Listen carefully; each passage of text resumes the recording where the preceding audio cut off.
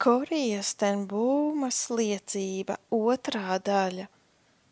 Abonē ikdienas maisa kanālu, ja to vēl neesi izdarījis. Paldies! Kad ierodas nometnē, man kopā ar manām drēbēm vajadzēja atdot arī visus līdz paņemtos ārstniecības līdzekļus. Tikai kādu paciņu ar divatamūnu man izdevās saglabāt.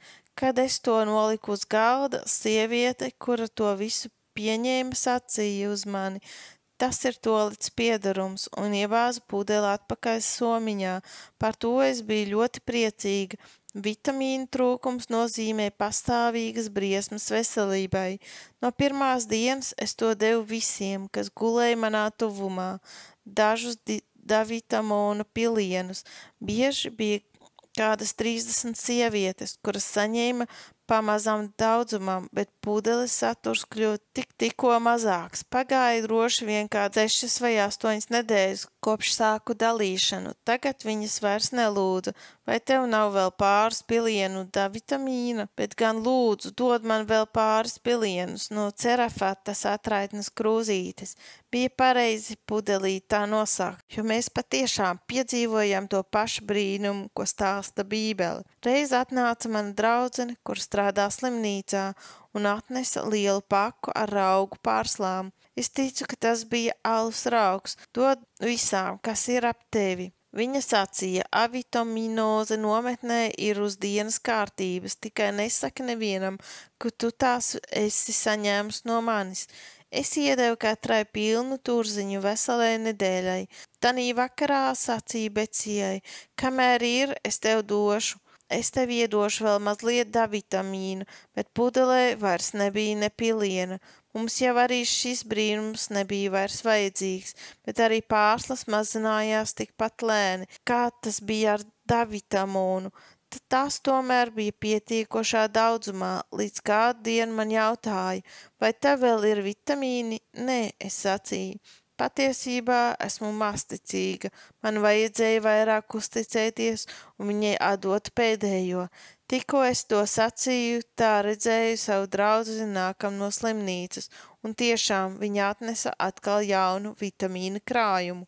Mēs stāvam garā rindā slimnīcas gaitenī uz ārsta izmeklēšanu. Visas mūsu drēbes jāliek uz grīdas. Kad es gribu uzģērbt savu mēteli, man uzkliedz, it kā es būtu izdarījusi kādu noziegumu. Tūlīt novilkt un nolikt mēteli. Nostājieties tur. Es trīcu no augstuma un bēdām. Mēģinu novērst savas domas, skatoties uz citām. Mēģinu kniept rokā, kad sajūtu nepanesamas sāpes. Tomēr šoreiz tas nepalīdz. Vai es jebkad esmu jutusies tik pazemota un tādā posta pilnā stāvoklī kā pašlaik? Vienmēr jādomā, ka pašlaik pārdzīvotais ir pats ļaunākais, ko esmu piedzīvojusi. Šoreiz tomēr ir daudz ļaunāk nekā iepriekšējās reizēs. Piepeši ieraugu gleznu Jēzu Golgātā. Tikai tagad es sāku apzināties, ka viņš kails karājās pie krusta. Kā gan cieta viņš, Dieva dēls, kura dzimtene bija pie Tēva debesīs, un viņš cieta manis dēļ, tāpēc arī man debesis ir atvērtas. Viņš sagatavoja, viņš atbrīvoja man ceļu, un manī viss kļūst kluss. Jūtu, ka man ir spēks uzņemties arī šo pārbaudi. Lūdzu, ak, kungs, tu manis dēļ esi ciets Golgātā, es pateicos tev par to. Palīdzi man, lai turos stipri un uzņemos savu krustu, kā tu nesi savu krustu manis dēļ. Dod man vajadzīgo spēku, kad iestāsies debesu svētlaime, zemišķās nu mokas pilnīgi izgaisīs. Mēs abas ar Beciju Kailu stāvam roku rokā, katru dienu bezgalīgi ilgi jāgaida, kamēr ierodas ārsts, liela augstuma vīrs formas tērpām. Viņš mūs neizmeklē. To dara dažas ārstes. Viena ir zobārste, tā apskata mūsu zobus, kāda cita skatās mums kaklā un kāda trešā pirkstu starpā. Izģērbšanās bija pilnīgi nevajadzīga. Tas bija tikai jauns refinēts veids, lai mūs mocītu un pazemotu, lai laustu mūsu pašapziņu un gribu. Tagad manu acu priekšā ir nostājušās Kristus ciešanas. Nekad iepriekš nebiju to tā sapratusi. Kas mani šeit visvairāk biedē, ir dzirdami šausmu modinoši trokšņi, sitamo kliedzieni, siksnu troksnis, ļauno cilvēku ķērkšana, kliekšana un rupjības. Viss tas padara Ravensbriku par elli. Arī Jēzum kādreiz bija jādzird šādi trokšņi, viņam, kura ausis bija pieradušas pie debesu mūzikas. Cik varena bija viņa mīlestība uz mums, ka viņš nesis šo upuri mūsu dēļ. Es nespēju aptvert šo ciešanu jēgu, kāpēc man jācieš pašai? Jā, to es saprotu. Dievs nolicis mani šeit, jo grib dot man kādu uzdevumu. Es varu vest pie pestītāja izmisušos un noskumušos, es varu cilvēkiem rādīt ceļu uz debesīm. Daudz no tiem drīzumā nomirs, citi paliks dzīvi, bet tagad jau kā Dieva bērni, jo mācījušies pazīt Jēzu, kurš dod viņiem debesu svētlaimi un iekšēju mieru, mierinājumu dzīvē un nāvē. Kas attiec uz mani, es šeit mantoju bagātas svētības, esmu mācījusies saprast mūsu pestītāja ciešanas, un caur to man arvien skaidrāk kļuvusi viņa neizmērojamā mīlestība.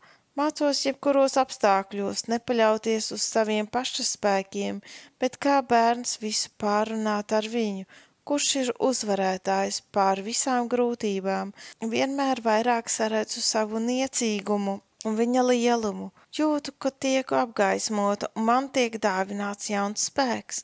Nē, manas pašas ciešanas, man nav nekāda problēma.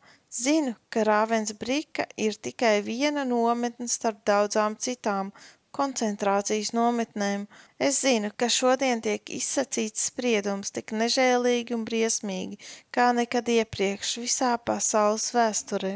Nomocīts vaiprātīgs bērns, ko šeit redzu, pastāv visu lielā pulku mokpilnās ciešanas, ko es nevaru redzēt, bet visu šo nenosaucamo ciešanu stāv manu acu priekšā, tikpat skaidri kā pamirusī sieviete, kuru pašlaik nes man garām, viņu ievīstītu kādā vecā segā, nes četri līdzapcietinātie. Sievietes vājās kājas karājas ārā no segas malas, kā ģindenim. Šeit ir daudz slimo un mirstošo, ka nav pietiekoši daudz baraku, kur tos novietot. Nosēžos kādā telpas kaktā, kur pietiekoši gaiš, lai varētu lasīt, un atveru Jāņa atklāsmes grāmatu. Tā ir dīvaina grāmata. Ir svarīgi, ka, ja tur ko pieliek vai nosvītro, cilvēks tiks tiesāts, bet svētīgs ir tas, kas to lasa vai klausās.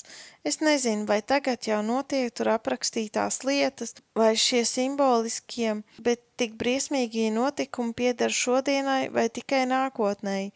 Vienu tomēr saprotu, un tas dod man stiprinājumu.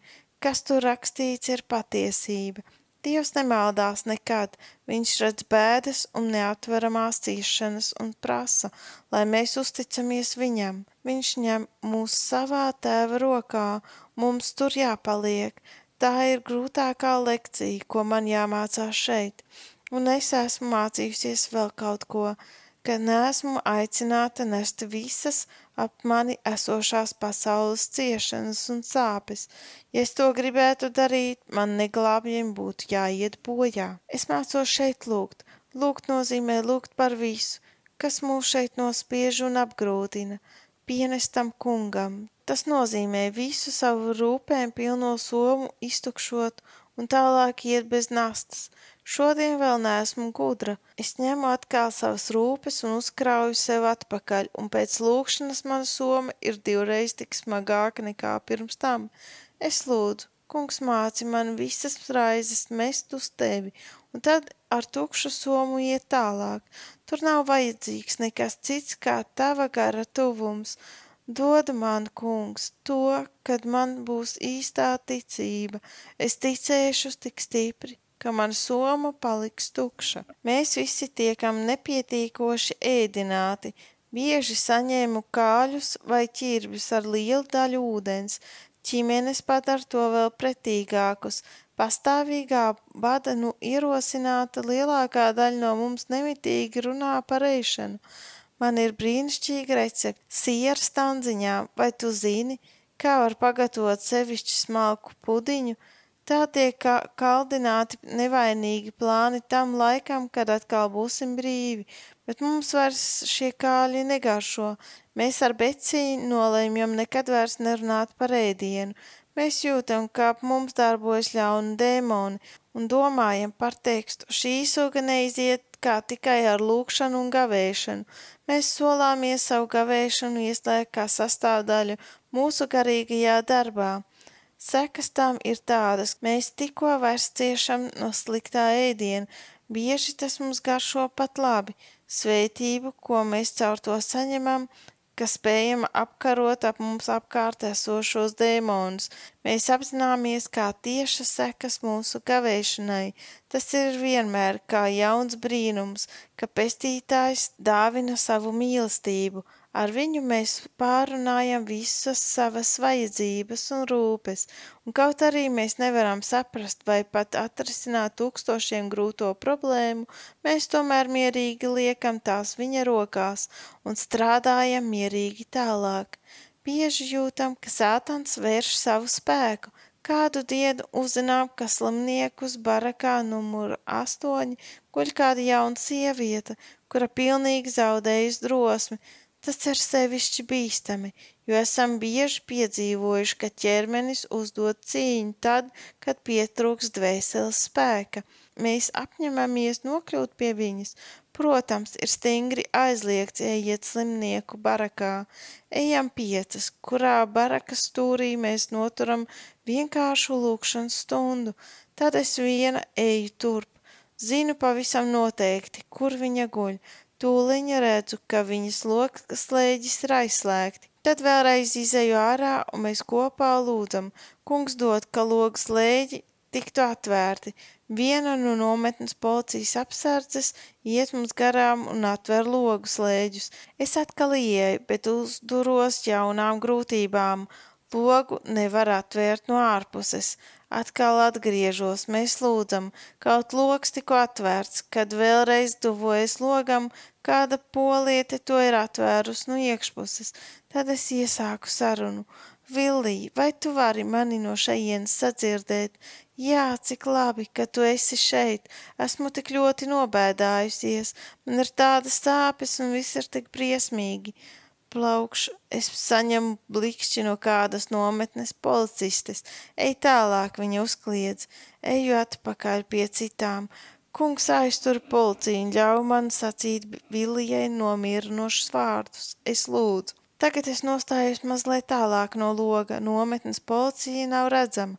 Villī, domā, ka kungs Jēzus tevi mīl, ka tev ir sāpes. Domā par to, ka viņš ņēmis uz sevis mūsu sāpes un tev atvēris ceļu uz debesīm. Tāpēc zemišķās ciešanas nevar salīdzināt ar godību, kas mums būs debesīs. Kad tu satversi atkal pestītāja roku, viņš turēs tevi stipri un palīdzēs visu panest. Tad zemišķās vajadzības un bēdas pārvērtīsies mūžīgā svētlaimē. Tādā veidā es turpinu kādu laiku, līdz Villī beidzot saka, tagad es visu redzu atkal skaidri, man radusies jauna drosme. Tu mani brīnišķīgi nomierināji, es tev sirsnīgi pateicos. Tad es saņemu atkal stipru sitienu no kādas nometnes policistes. Viņa aizver kā logu, tā arī slēģus. Nav vairs iespējams turpināt sarunu, bet tagad zinu, ka Kristus atkal ir uzvarējis. Kaktiņā mēs kopīgi pateicamies Dievam, ka ļaunais nav guvis uzvaru. Mēs neesam vienīgās, kuras Dievs lieto nest evaņģēliju. Visi nevar piedalīties Bībeles stundās. Vienai no mums ir psalmi un dziesmu grāmata. Viņa to vienmēr aizdod un ar to palīdz daudziem. Nekad vēl neesmu psalmus un vecās dziesmas vērtējis tik augstu kā šodien. Dažreiz viņa ar cilvēkiem arī runā par pestītāju, un kad es esmu runājusi, viņa vēl notur dialogu ar mani. Visi klausās. Tā viņa brīnišķīgi strādā līdzi. Sarunas ar viņu ir uzmundrinošas. Es priecājos, ka vienmēr par trauksmes laiku varu stāvēt viņai blakus. Zinu, ka transportēšanas laikā daudzi savas mazās bībeles paslēpuši zem drēbēm. Zinu, ka ir arī tādi, kuri šīs savas bībeles nelieto vieni, bet gribēs ar tām strādāt tālāk. Vai es vēlāk par viņiem vēl dzirdēšu? Dieva ķēniņa valsts tuvojas, un viņš lieto tos, kurus grib. Tā lieta ir tava, ak, galva un kungs, tā lieta, par kuru mēs stāvam, tāpēc, ka tā ir tava lieta un tavs gods, tā nevar aiziet bojā. Ir daudzi, kuri paņem šo vēsti, bet ir arī daudzi tai neaizsniedzami. Bēdas māca lūgt, bet bēdas var arī padarīt cietu. Stingrums ir kā aizsarglīdzeklis, arī es jūtu to kā kārdinājumu, kā potenciālu izturēšanās modeli, vai šie cietie kļuvušie cilvēki labākos dzīves apstākļos atkal atmaigs. Dieva plānā katram cilvēkam ir savs, īpatns ceļš. Starp savām līdzapcietinātajām apzinātu ienaidu es neredzu. Arī tās, kam nav ar mani vienā prātā, ir laipnas. Par to esmu ļoti pateicīga.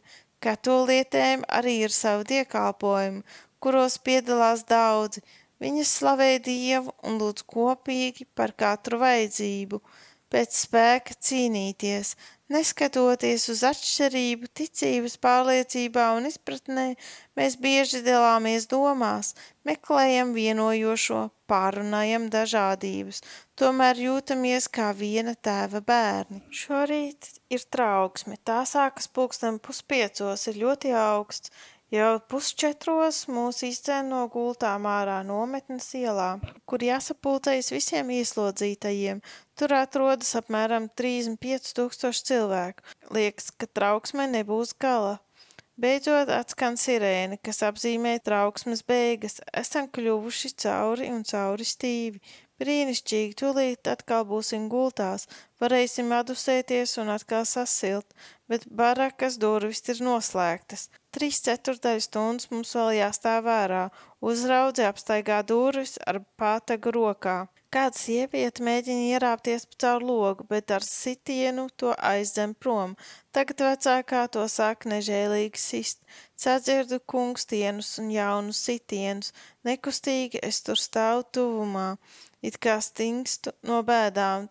Tiek nežēlīgi sista kāda vaiprātīga meitene, kur tikko izdara savu vajadzību. Nabaga bērni, viņai mugurā tikai krekls un kleita. Viņa skaļi kliedz, kāda veca sieviņa ļoti lūdz, lai varētu ieiet, bet viņai to neatļauj. Tad viņa dobji nokrīt pie zemes. Es palūkojos apkārt. Lielākajai cilvēku daļai sejās lasa pretīgumu, naidu un trulu vienaldzību, kas mīs ar izmisumu. Becija atbalstās pret mani. Šis ir viens no brīžiem, kur viņa redz bēdas ap sevi, nejūtas noslēgusies sevī. Viņa klusi saka, Korī, šeit ir Elle. Dievs saka, es neatstāšu tavu dvēseli Ellai. Es čukstu, piepeši gaiss krāsojas sarkans. Saule nav vēl uzlēkusi, bet vēja dzītu mākoni jau atspīd saule un izplata sārtu liesmu.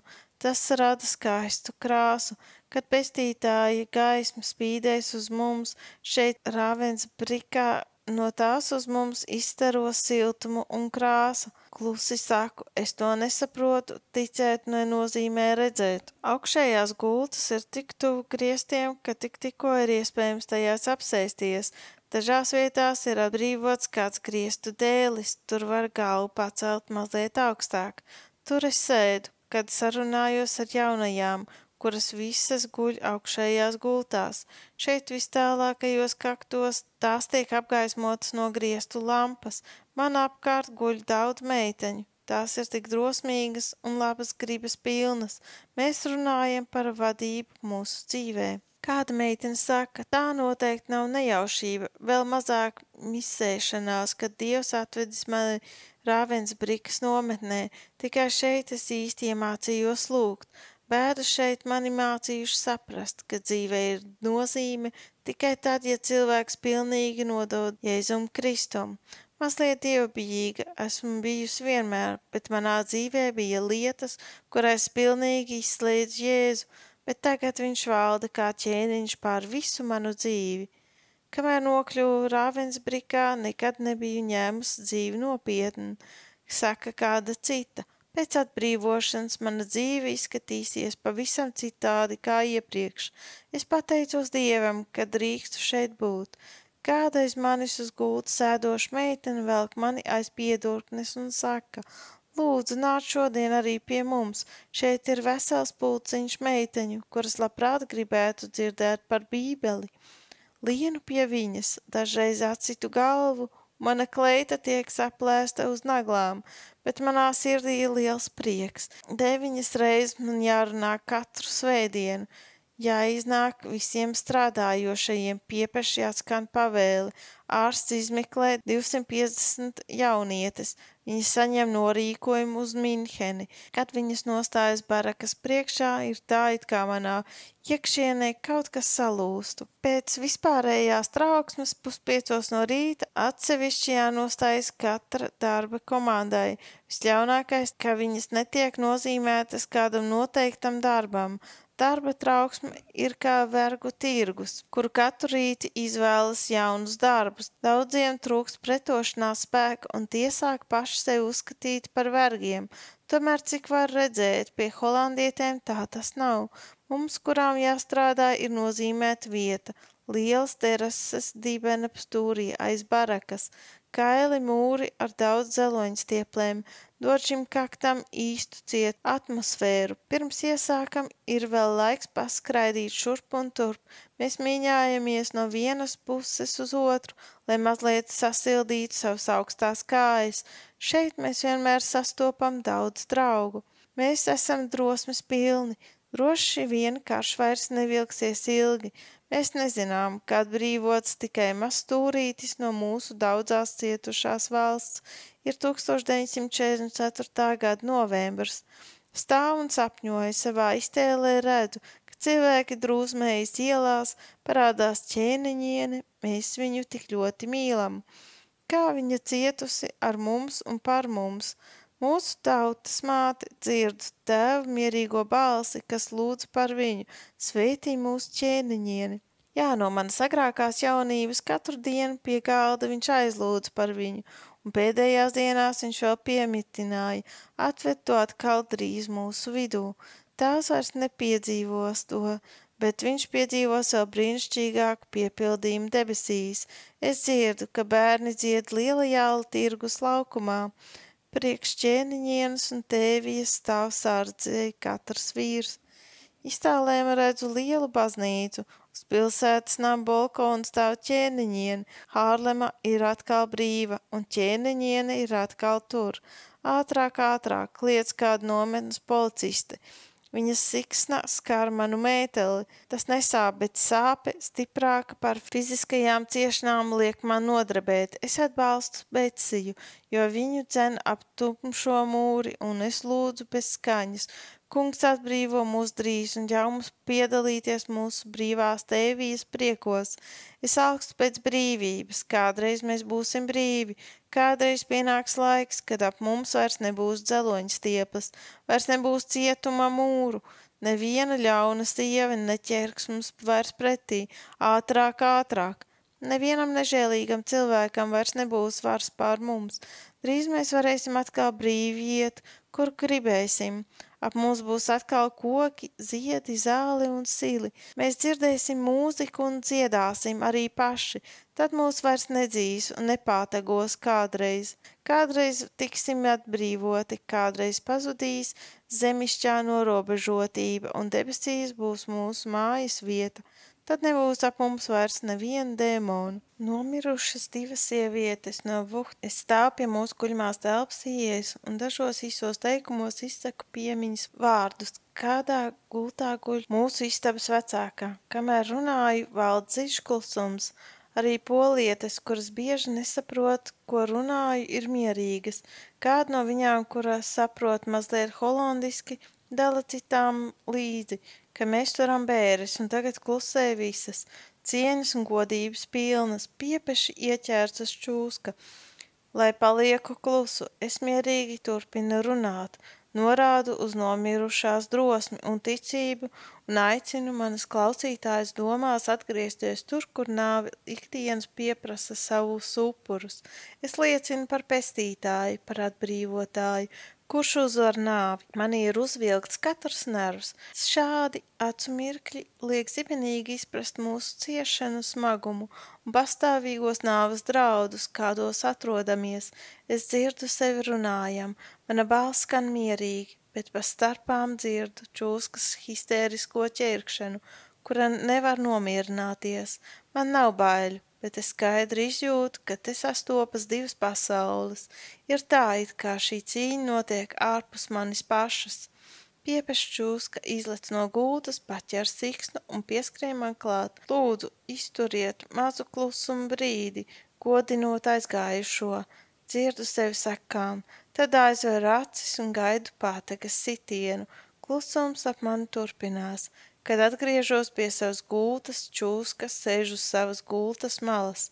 Pātaga ir viņas rokā, viņa stīvi lūkojas sev priekšā. Parakā ir ķildas un strīdi, kāda poliete un beļģiete ir smagā konfliktā. Nav nekāds brīnums, ka nevar saprasties, ja jāguļ tik cieši kopā 70 centimetru platajās gultās. Abas sievietes kliedz vienmēr viskaļāk. Viņas sāk pat plūkties un mēģina viena otru izsviest no gultas. Iejaucas citas, un troksnis kļūst nepanesams. Betsija saķer man pie rokas. Korija, mums jālūdz, tas kungs var palīdzēt. Un tad viņa lūdz. Kungs atbrīvo mūs no šīs velna cīņas. Cilvēki nevar izturēt, tie ir uzbudināti un ļoti nelaimīgi. Uzvari tu, lai pār mums valda tava žēlstība. Tavs gars, lai mūs piepilda. Kā vētra, kura spēki izsīkst, izbeidzas strīds. Vēl daži īsi vārdi, un tad ir klusums. Ak, kāds spēks ir lūgšanai, tikai tad, kad visu sagaidām no tā kunga. Viņš mums sniedz savu žēlstības pilnumu. Redzu, ka kādas briesmas nometnē draud, sirdī iezogas egoisms, pirms to apzināmies, un atbrīvoties nav vairs tik viegli. Bēdas māca lūgt, bet bēdas var padarīt arī patmīlīgu. Rāvensbrikā valda sātans un nežēlība, un sadisms parādās savā vispilnīgākajā izpausmē. Egoisms izskatās tīri pievilcīgs, pieklājīgs, bet es baidos, ka no tā mums visiem draud vēl lielākas briesmas. Betsija tagad ir smagi slima, viņas kustības ir dīvaini kūtras un valoda lēna. Dažās dienās viņa ir pilnīgi novājējusi, ir simptomi, kas mani biedē, jo pazīst tos ap mani esošām sievietēm. Tāds stāvoklis parasti beidzas ar nāvi. Kad palīdzu Betsijai uzģērbt kurpes un gribu iet, jo ir trauksme, redzu, ka viņas kājas ir paralizētas. Eju pie vecākās un lūdzu, lai atļauj Betsijai palikt iekšā, bet atskan atbildi. Komandants pavēlējis, ka arī mirstošajiem jāiziet trauksmes laikā. Kopā ar mīci mēs nesam Betsiju melnā nakts tumsā, balstu viņu, kad viņa sēž uz kāda kraģīša pēdējās rindās. Vai Betsijai būs jāmirst? Runāju par to ar viņu, bet viņa atbild cerības pilni. Par to nevar būt nerunas, mēs abas dosimies atpakaļ uz Holandi, varēsim palīdzēt vēl daudziem cilvēkiem. Betsija nebaidās no nāvis, viņa vienmēr runā par debesīm, it kā būtu tur jau bijusi. Viņa zina, ka ir paslēpta Dievā. Vēlāk dienā redzu, ka viņas sejas pārmainījusies, viņa ir slima uz miršanu. Ir grūti viņu kopt uz šaurā matrača, kurā dalāmies. Netīrība ir mokoša, nekā jebkad, bet es neticu, ka Betsija tagad cieš no tā. Mēģinu sasildīt viņas rokas un kājas, bet jūtu, ka Betsijai nekļūst siltāk, bet gan augstāk. Ja varētu viņai iedot kaut ko siltu dzeršanai, nekad neesmu tā izjutusi mūsu nabadzību un postu kā tagad. Nākošajā rītā atkal nesam viņu ārā, bet tagad mums pretī nāk Lonija. Viņa saka, tas ir slikti, nolieciet viņu šeit uz gultas, pēc trauksmes ienesīsim viņu slimnīcā. Un patiesi, viņa parūpējās par nestuvēm, kad esmu uzlikusi Betsiju uz tām garām iet kāda poliete. Viņa mūsu ierauga un nometas ceļos pie nestuvēm. pārmet krustu un lūdz, tad asarām acīs klusu aizslīd tālāk. Tā ir visu poļu sieviešu atvadīšanās no Becijas, kas tik daudz ko viņām nozīmēja, un tad skumjais gājiens dodas uz slimnīcu. Pēcpusdienā viņu apmeklēju, viņa ir drosmes pilna un vēlreiz apgalvo, ka mēs kopā atgriezīsimies Holandē. Mēs reizē dosimies atpakaļ uz mājām. Viņa saka, un kad māsa sūta mani prom, viņa vēlreiz nosauc, domā par to mēs abas kopā. Nākamajā rītā pēc trauksmes eju gar slimnieka baraku, kur guļ Becija. Neesmu uztraukusies par viņas stāvokli.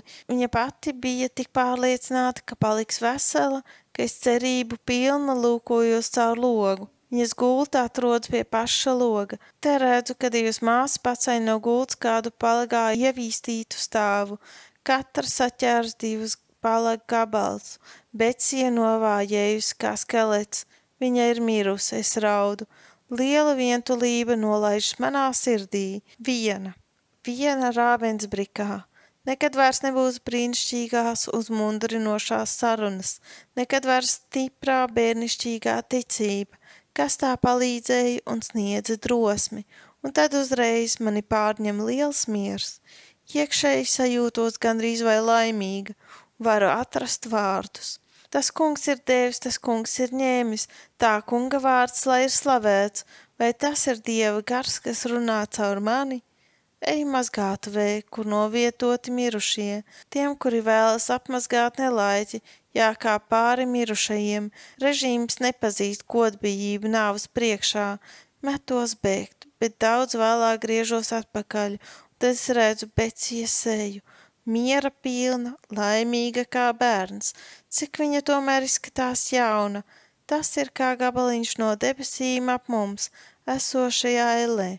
Redzu Becijas laimi un zinu, ka viņa var uzelpot tagad atbrīvota, un dziļš prieks pilda manu sirdi.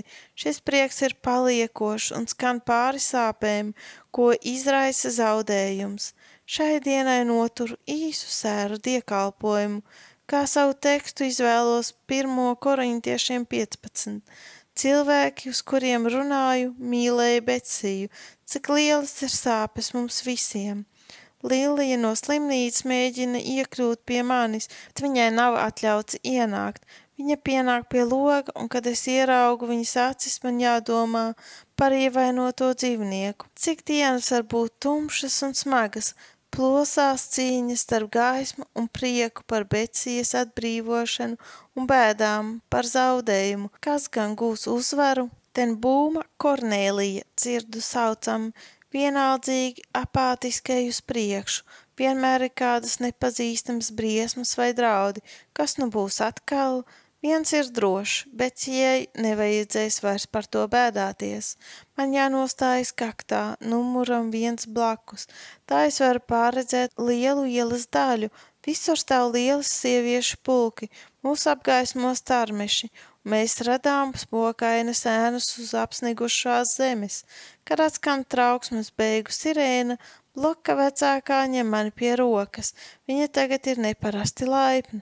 Līdz šim to pazinu kā akmens cietu sievu, ar augstām nežēlīgām acīm un militāru izturēšanos.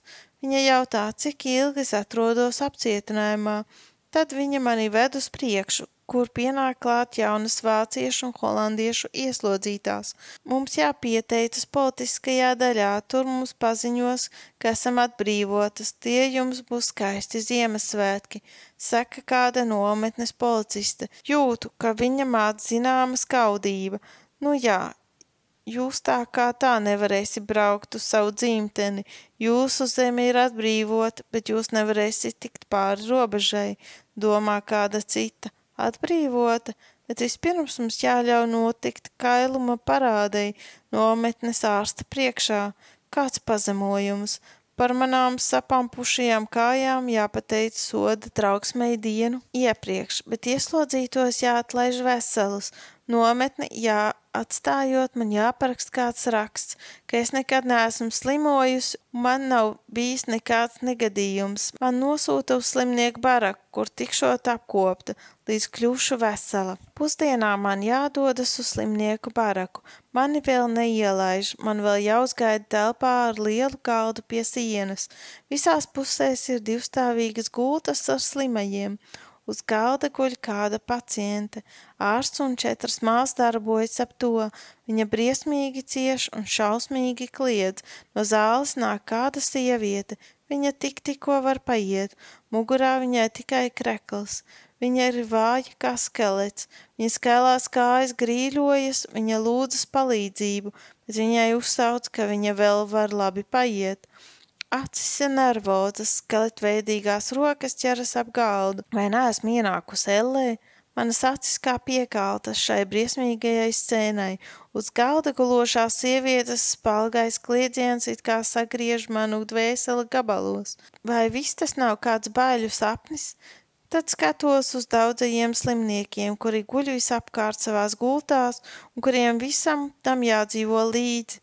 Redzu, ka citi ir pilnīgi aizņemti ar savām sāpēm, citu izskats liecina trulu vienaldzību, kas Ravensbrikā lasāms daudzās sejās, pie citiem ieraugu stingrumu un ledainu augstumu. Zinu, ka koncentrācijas nometnēs visbīstamākās briesmas ir egoisms, kas pilnīgi pārvalda cilvēkus un tos paralizē. Arī šeit vienreiz būs gals. Saku pati sev, tas ir mierinājums, ko parasti saku, kad manī viss satumst. Tas mazliet palīdz, bet nedod to spēku, kas man vajadzīgs. Tu taču nepametīsi man dvēselē.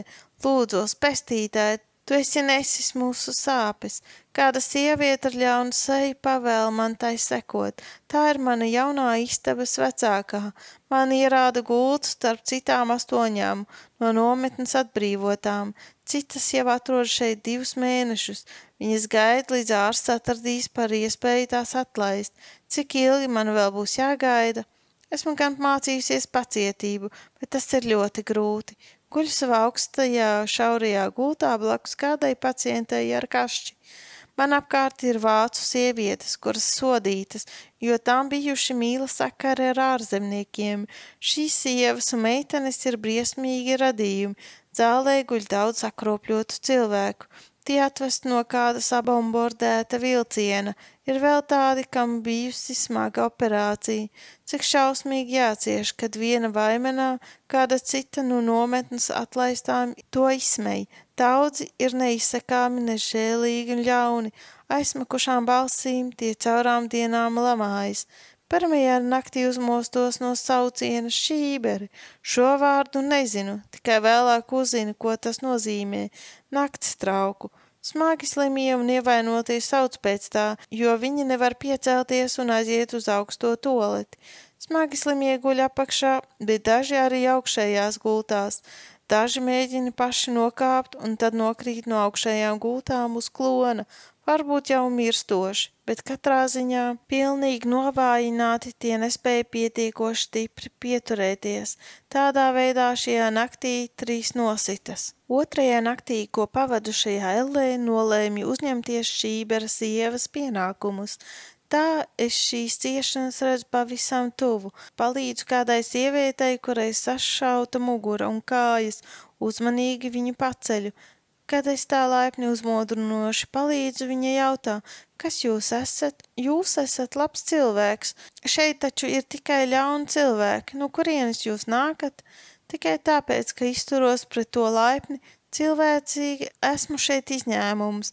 Dažreiz domāju, ka pacienti guļ ķipši pārsējos. Vēlāk manu, ka tiem ir izdēdējuši ķermeņi, pār kauliem pārvilkta āda. Kamēr palīdzu, stāstu tiem par Jēzu, katru nakti kaut ko. Manai gultai pretīm guļ 2 ungāru zīlētājas. Viņas ir ļoti netīras un ļaunas. Vienai ir pilnīgi strutojoša kāja. Dažreiz viņa izstiep to pār gultu, it kā viņa gribētu apzināti inficēt citus. Rokā viņa tur netīru apseju, ko noņēmusi no kājas. Kādu nakti nakts trauki ir nozuduši. Viņa un otra tos noslēpusi, lai pašas lietotu un lai nevajadzētu iet uz ledus augsto tualeti. Es lūdzu, lai viņi sadod un apdomā, ka tad nevar palīdzēt smagi slimajām, bet neviena neievēro manu lūgumu. Naktī kāda franču meitene atklāja, ka ungāriete podu paslēpus zem savas segas. Es izvelku to un tūliņ ielieku gultā.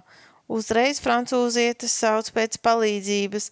Aiz atriebības ungāriete uzsviedusi strutaino pārsēju viņai uz sejas, tikai tāpēc, ka tā pasacījusi, kur atrodas šķīberis. To pašu viņa dara ar mani.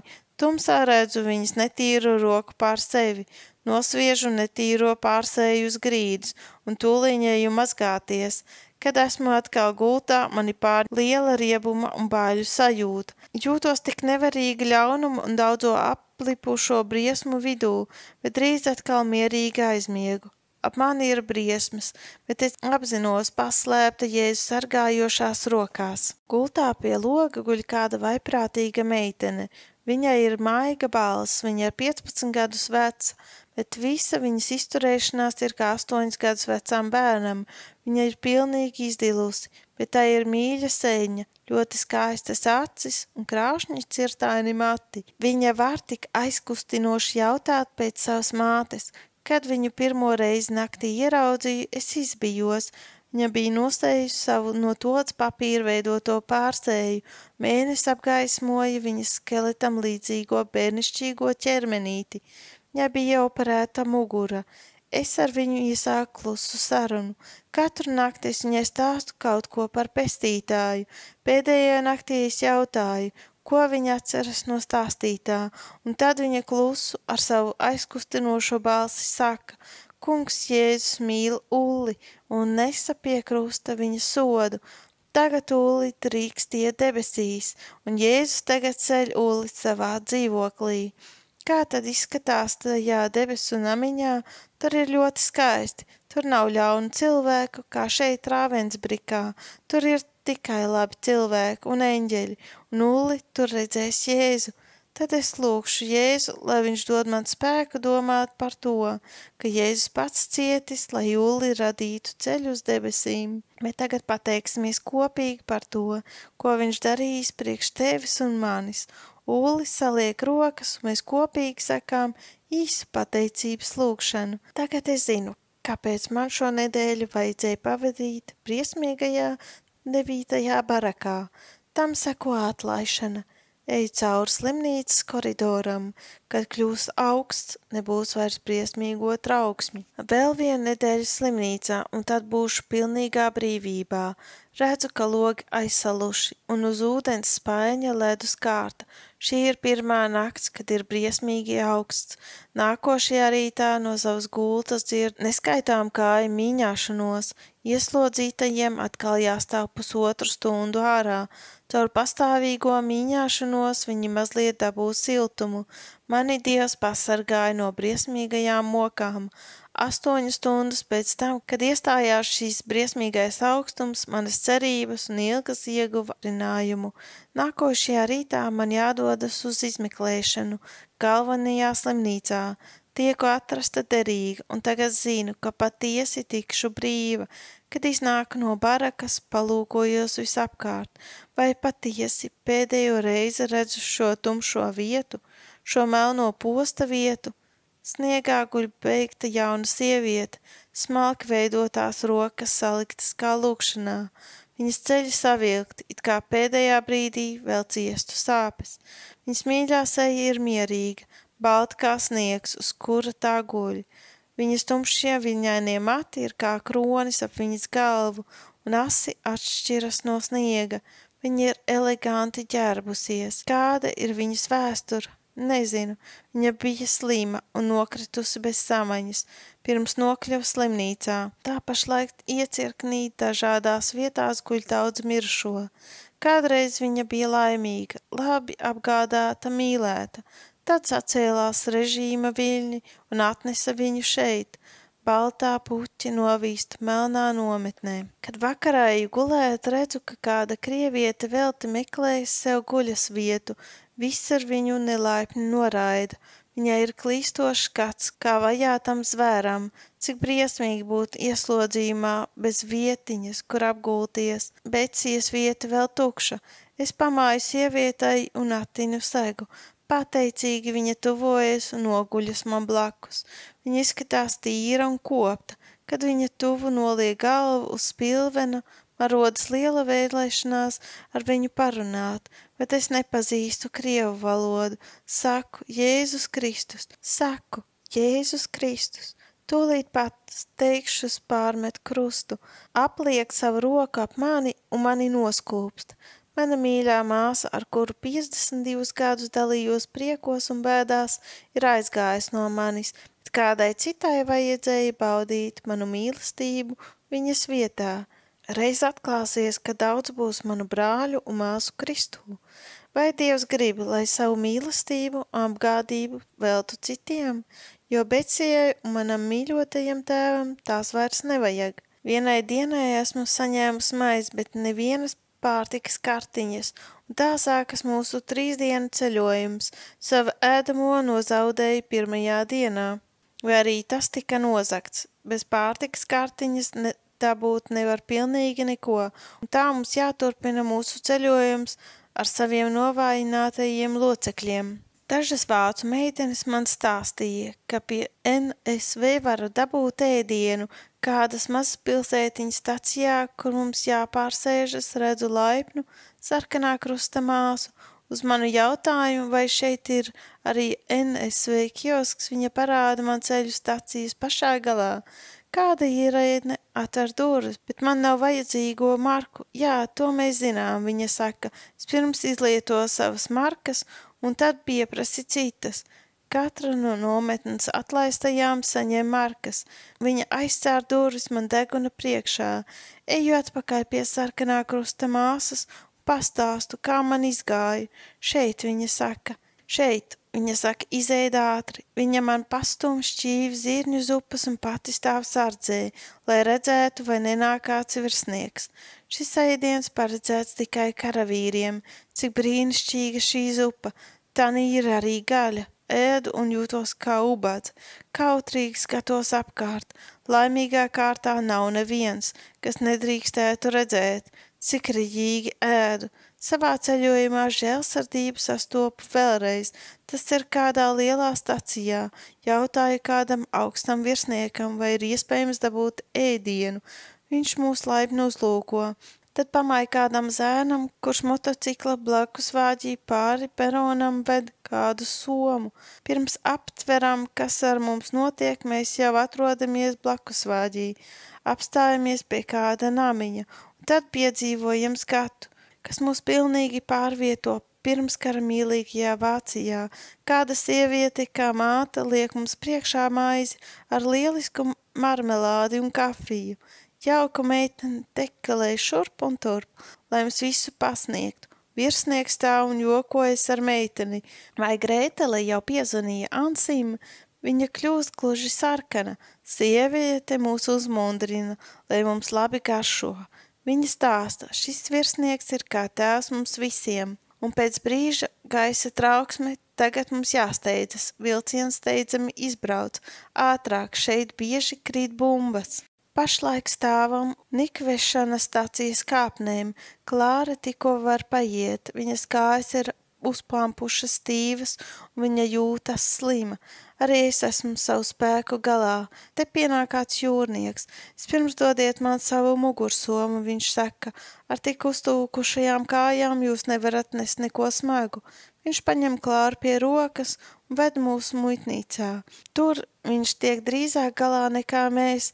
Kad beidzot mēs iznākam, viņš vairāk nav redzams. Izgaisis. 2 strādnieki, kā redzams, robežas šķērsotāji, piesola mums palīdzību. Ejiet tikai starp mums. Tie saka, mēs novedīsim jūs līdz vilcienam un palīdzēsim iekāpt. Tā ir Holande. Šeit cilvēki ir laipni un gatavi palīdzēt bez liekiem vārdiem. Biju šķērsojusi Vāciju, bet manā sirdī vēl nebija sevišķa prieka. Tikai tagad sāku apzināties iegūto brīvību un priecāties no visas sirds. Nokļūstot Kromingenā, dodos tūlīt uz diakoniešu namu, jautāju pēc virsmāsas. Viņa pašreiz nevar atnākt, jums vajadzēs uzgaidīt. Viņai jāpiedalās dievkalpojumā kādā slimnieku zālē, saka vārtu sārdze. Vai arī es nevarētu tur piedalīties, es lūdzu. Katrā ziņā es jums paziņošu, kad sāksim. Pagaidām ejiet uz uzgaidāmo istabu. Māsa, vai jums nav kas dzerams? Zināms, ka ir. Jūs esat slima. Es atnesīšu tēju un sausiņus. Brītiņu vēlāk viņa noliek manā priekšā tasīti tējas un sausiņus. Esmu aizkustināta. Šeit zina, kas man vajadzīgs. Uzgaidāmā istaba izskatās kā visas slimnīcas uzgaidāmā telpas. Uz dīvāna guļ vīrietis, kas visu nakti pavadījis pie savas mirstošās sievas. Ienāk kāds zēns, kāds smagi slims piederīgie, sarunājuši čukstot. Tie drīkst ieiet slimnieku zālē tikai pēc kārtas.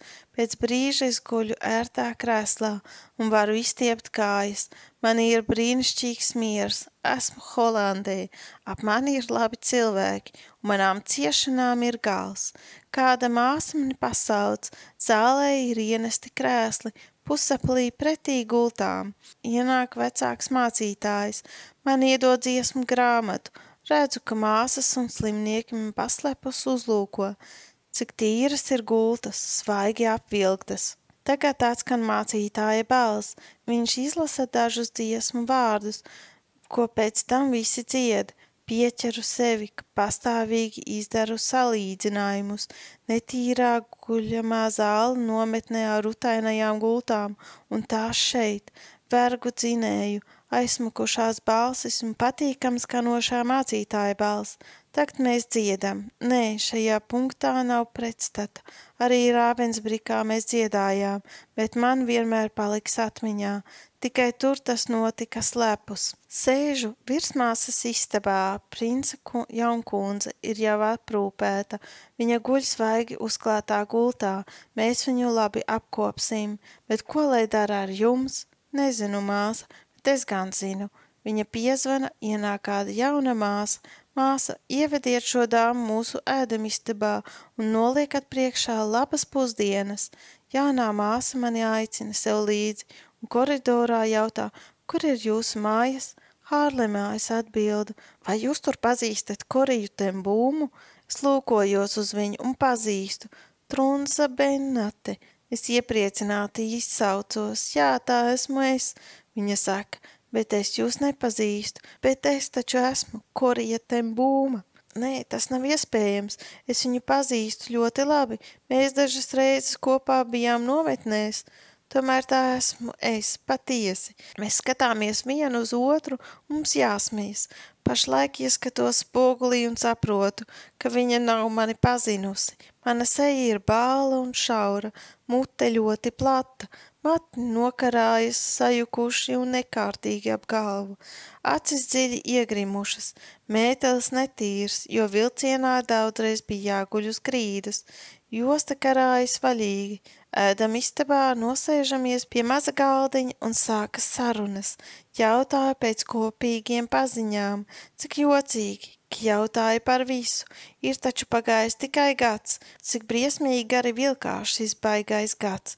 Un tad es ēdu kartupeļus, rožu kāpostus, gaļu, kā saldo ēdienu pudiņu ar jāņogu ievārījumu un beidzot ābolus. Tā neesmu nevienu vēl redzējusi ēdam. Vēlāk saka kāda māsa, kas no blakus galda skatījās uz mani. Es burtiski visu norīju un jūtu, ka ķermenis gūst jaunus spēkus.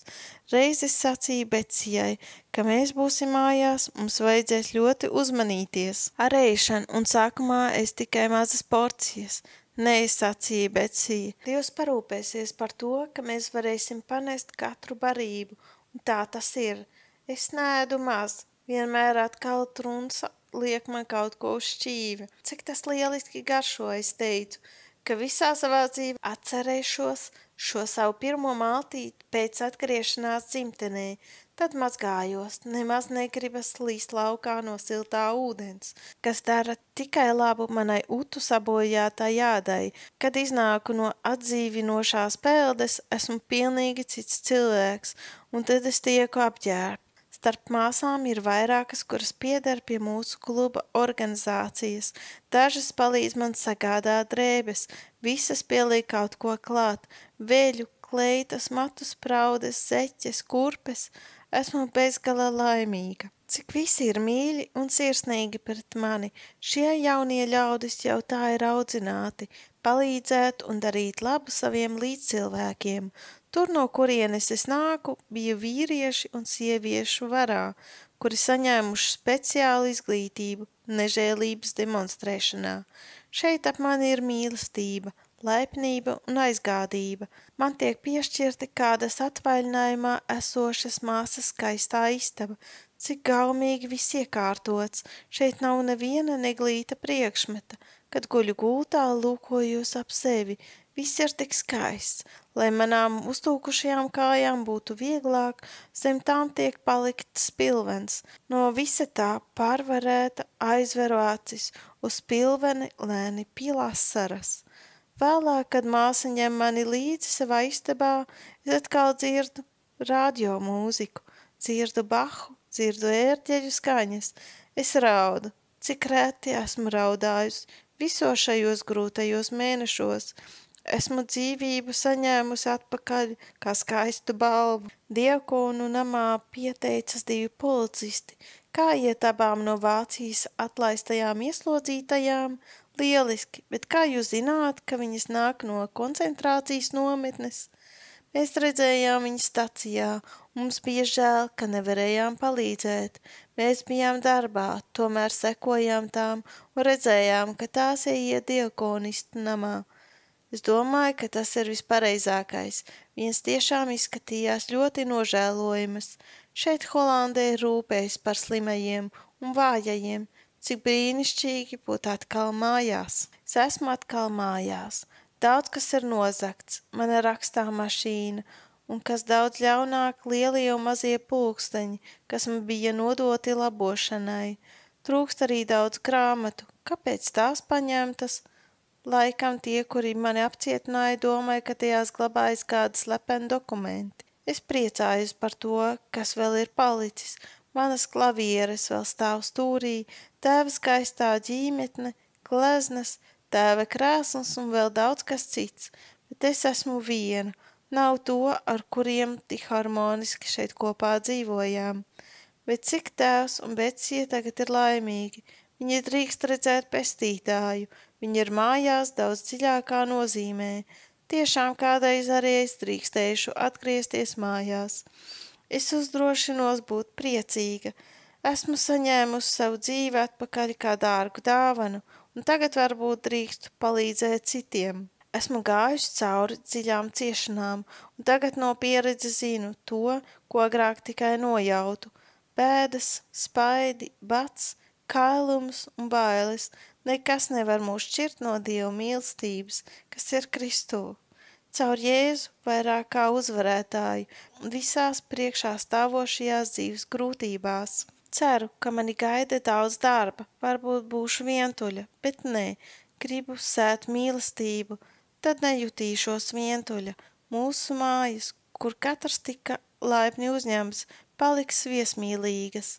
Pēc ilga laika esmu atkal baznīcā, liela katedrāli, krāsaini logi, caur kuriem iespiežas vēja gaisma, velvis un pilāri, runā gadu simteņos izauklētu dievbijības tradīciju, sāk spēlēt tērģeles, cik brīnišķīgas skaņas, cik harmoniskas krāsas, gaisma, skaņa ar visu lūdzošo cilvēku atmosfēru. Ak, es zinu gan, tie ir grēcīgi ļaudis ar zemišķām domām, bet cik jauki, ka tie ir šeit.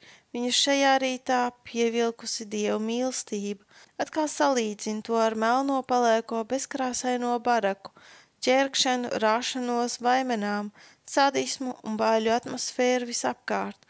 Tur bija disharmonija, šeit harmonija, Mācītājs lasa no Bībeles. Es klausos, kad viņš lūdz, mana dvēsele notrīs. Krāšņa meža vidū atrodas skaists nams, laimīga lūkojos apkārt, patvērto logu plūst iekšā ziedu smarža, putni dzied un gavilē. Nostājos pie loga un skatos ārā, uz skaisto jūru tālumā.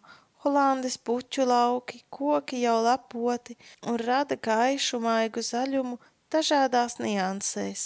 Nē, tā nav nekāda pasaka, bet gan īstenība, ko tagad stāstīšu. Skaties, kāds skaistums, apšuvums, saka īpašniece, noglāst ar roku skaisto apšūto sienu. Es varos pagātnē un domāju par kādu tukšu nakti Ravensbrikā. Becija mani uzmodina. Mūsu māja ir tik skaista, sevišķi brīnišķīga ar kogriezumiem mājas apšuvumā. Mājai jābūt skaistai, jo cilvēkiem vajadzīgs skaistums, lai aizmirstu ieslodzījuma laiku briesmīgos iespaidus.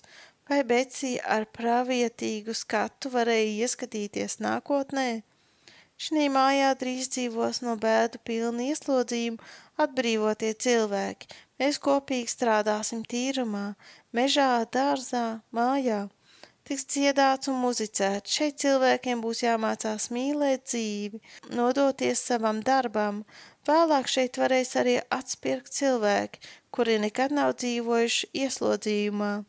Kas tie būs par ļaudīm, vēl nenojaušu. Dievs tos mums atsūtīs. Būs jāatrisina daudz problēmu, vajadzēs naudas, daudz naudas, bet mūsu zeme ir nabadzīga, kur dabūsim kurināmo un labu uzturu. Jāiesāk drīz, ļoti drīz, un vēl trūkst pats nepieciešamākais. Skatos atpakaļ pagātnē, un no manām lūpām izlaužas lūkšana, bēdas, bailes, vajāšanas, izsalkums, kailums. Viņā vairāk nekā uzvarētājs. Ak, kungs, sagaidu no tevis daudz, ņem manu roku savās uzticīgajās plaukstās un vadi mani kā savu bērnu. Dod kaut daudz šinī mājā sastaptu tevi. Atceros, ka mans tēvs bieži sacīja šādus vārdus. Mani tas kungs ir vadījis ārkārtīgi piesardzīgi un uzticīgi apgādājis, cik bagātīgi esmu svētīta, kā arī mani pestītājs vadījis pilns mīlestības. Par spīti trūkumam un bēdām man bija dota žēlstība iepazīt viņa ceļu. Pastāvīgi veros nākotnē un zinu, Jēzus Kristus tas pats vakar, šodien un mūžīgi. Nāves ēnas ielajā viņš bija pie manis, viņa roka vedīs mani pie zaļainām ganībām un lēna ūdens. Droši varu turpināt savu ceļu, tas kungs mani neatstās, viņa vārds pastāv. Redzi, es esmu pie jums līdz pasaules galam. Es lūkojos uz augšu.